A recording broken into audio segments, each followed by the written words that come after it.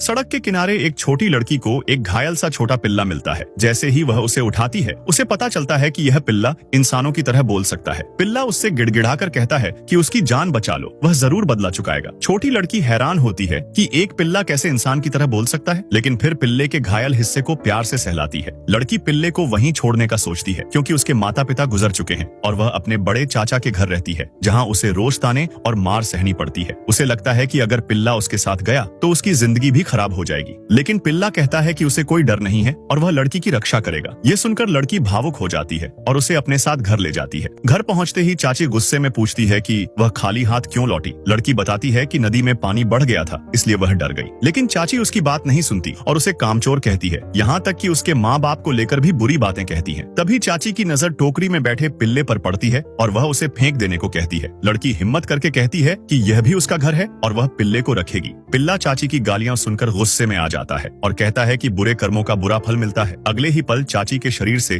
काली हवा निकलने लगती है, शरीर पर लाल घाव हो जाते हैं और बहुत बदबू फैल जाती है। तभी चाचा और उनका बेटा आ जाते हैं। वे चाची को उस हालत में देखकर शक करने लगते हैं और लड़की को अस्पताल ले जाने का हुक्म देते हैं। लड़की मना कर देती है और कहती है कि यह उसके कर्मों का फल है। गुस्से में चचेरा भाई उसे मारने दौड़ता है। डर के मारे छोटी लड़की पिल्ले को लेकर भाग जाती है और गांव के बाहर पहुंच जाती है। उसे समझ आ जाता है कि अब वह उस घर में वापस नहीं जा सकती। तभी उसे अपने तीसरे चाचा और चौथी बुआ याद आते हैं, जो उससे हमेशा अच्छे से पेश आते थे। पिल्ला चमकने लगता है और थोड़ी ही देर में सच में चाचा बुआ वहां आ जाते हैं। पूरी बात सुनकर वे लड़की को अपने घर ले जाते हैं। घर पर लड़की को प्यार से खाना खिलाया जाता है और बुआ पिल्ले को भी चिकन का टुकड़ा देती है। पिल्ला खाते ही फिर चमक उठता है। उसी समय चाचा का फोन आता है कि पोल्ट्री फार्म में कुछ अजीब हुआ है। थोड़ी देर बाद चाचा खुश होकर अंडों की टोकरी लेकर आते हैं और बताते हैं कि मरी सी मुर्गियां अचानक ठीक हो गईं और ढेर सारे अंडे दिए, वो भी 2 जर्दी वाले। चाचा पैसे देकर लड़की के लिए कपड़े लेने को कहते हैं, लेकिन लड़की कहती है कि उसे कपड़े नहीं चाहिए, बस वह यहीं रहना चाहती है। चाचा बुआ उसे भरोसा देते हैं कि यह उसका ही घर है। अगले दिन बुआ उसके लिए सामान और कपड़े लाती हैं और उसे फिर से स्कूल भेजने का फैसला करती हैं। कुछ दिन बाद चाचा की मंगेतर आती है और शहर में घर की शर्त रखती है, लेकिन चाचा बताते हैं कि